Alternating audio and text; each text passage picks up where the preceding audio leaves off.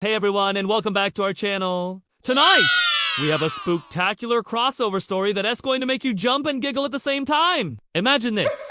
It's Halloween night at Hotel Transylvania, and Count Dracula is throwing the biggest, most monstrous party of the year. But there's one tiny problem. His grandson, Dennis, needs a babysitter. Mavis and Johnny want to enjoy the party, so Drac makes a call to his old friend. Gru, my friend. Dracula's voice boomed over the phone. I am in a bit of a pickle. I need the best babysitters in the world for my little Dennis. Can your, yellow fellows help? Gru chuckled. Of course, Drac. The minions are on their way. What could possibly go wrong? Oh, if only he knew. Soon, a rickety van pulled up to the grand entrance of Hotel Transylvania. The doors burst open, and out tumbled Kevin, Stuart, and Bob, all dressed in their little blue overalls, looking very out of place amongst the ghouls and goblins. Mavis greeted them with a warm smile. Hi guys. Thanks so much for coming. This is Dennis, she said, pointing to a sweet little boy with a head full of curly red hair. Dennis looked at the minions with wide, curious eyes. Bob, holding his teddy bear, Tim, waddled over and offered it to Dennis. Dennis just giggled. Bello, said Bob.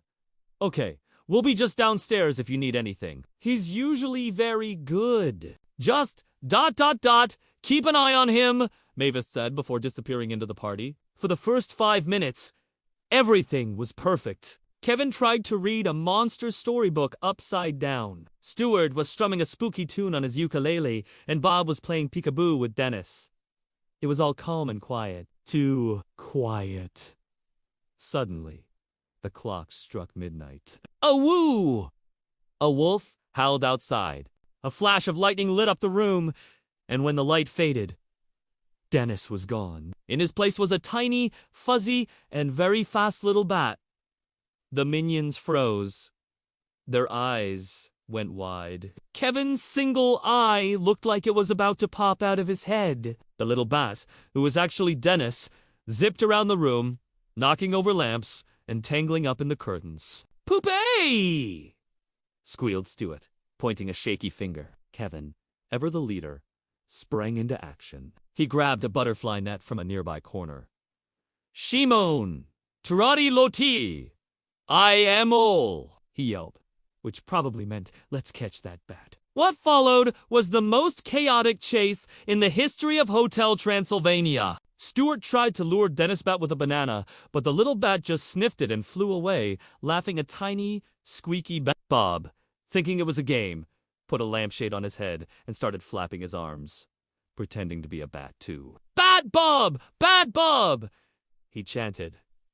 Kevin swung the net wildly. He missed the bat and accidentally caught a floating ghost who was just passing by. Whoa!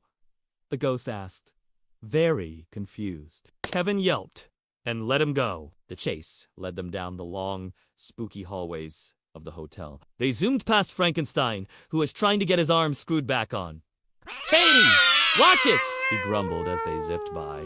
They dodged Murray, the mummy, who was all wrapped up in a game of charades. Then his bat flew into the grand ballroom where the party was in full swing. He swooped over the dance floor, dipping and diving between witches on broomsticks and skeletons, doing the tango. The minions skidded to a halt at the doorway, their eyes wide with panic. The entire monster party was now part of their babysitting disaster. We have to get him before Dracula sees. Kevin whispered urgently.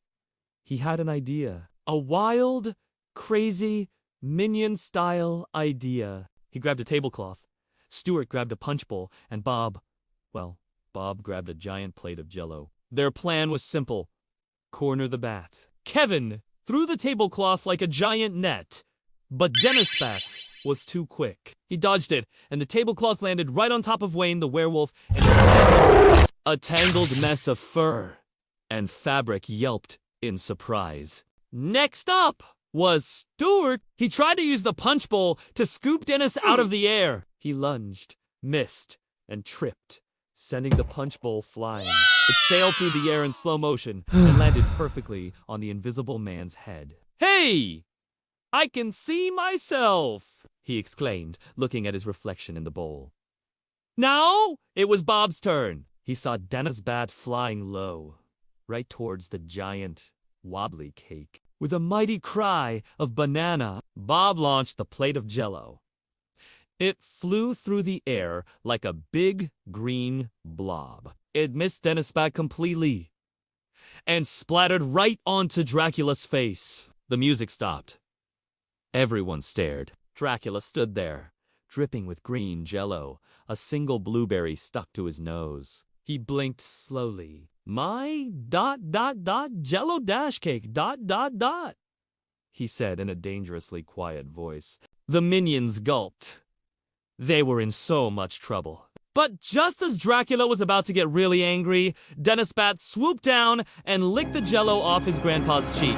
Then, with a little poof of smoke, he turned back into the sweet little boy with curly red hair. Grandpa, Drac! That was fun! Dennis giggled. Dracula looked at his grandson, then at the three terrified minions covered in punch and cake crumbs. A slow smile spread across his face. Fun, you say?